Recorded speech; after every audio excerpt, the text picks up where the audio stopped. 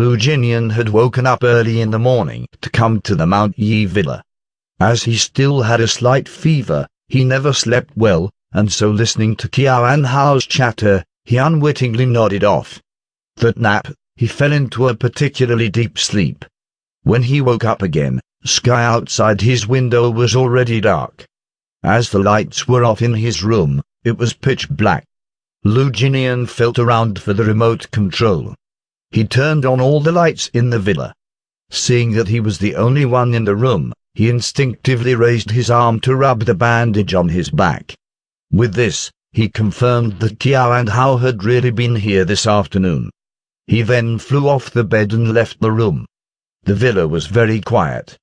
Apart from his footsteps, no other sounds could be heard. The floor-to-ceiling window on the first floor wasn't shut, and so the cold night air blew the curtains, fluttering them endlessly. Lu Jinian went around the whole villa, but couldn't see Qiao Hao at all. A hint of disappointment couldn't help but appear in his heart. She had already left. Lu Jinian stood in the large empty living room on his own for a long while before pursing his lips and striding up the stairs. He circled the bedroom once more before finally taking a few pills from the cabinet by the head. Lu Jinian's line of sight instantly paused. He quietly stared for a long time, and then pulled out a cigarette from the side drawer, sitting down. He lit it up but didn't take a hit, as he heard a faint sound coming from downstairs. He furrowed his brows and listened carefully. There was in fact a faint sound of footsteps.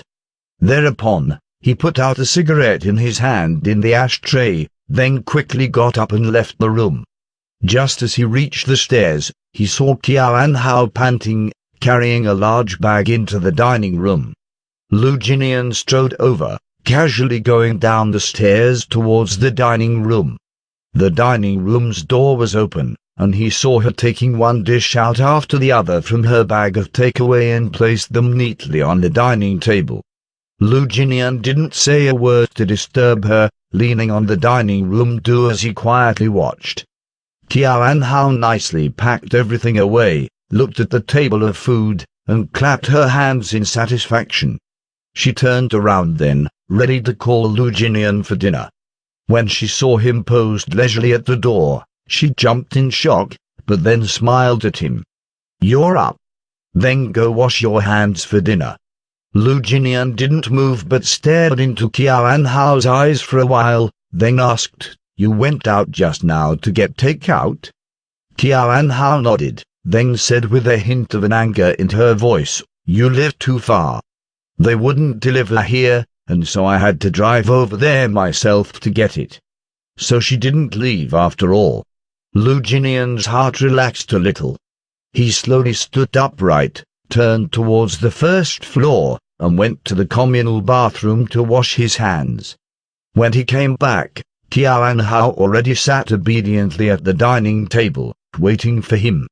As she saw him come in, she said, "I can't cook, and I don't know what you like to eat, so I bought some rather bland food." Lu Jinian pulled out the chair in front of Qiao Hao and sat down. He glanced over 5 dishes and 1 soup. The meat and vegetables suited each other well, and nutrition was well balanced. He nodded at Qiao Hao and picked up the chopsticks that she'd prepared for him earlier and started to eat. After a few bites, Lu Jinian raised his head and looked at Qiao Hao, who was eating in silence. He stopped for a moment, thinking of a topic for conversation. He asked, "How did you get in?"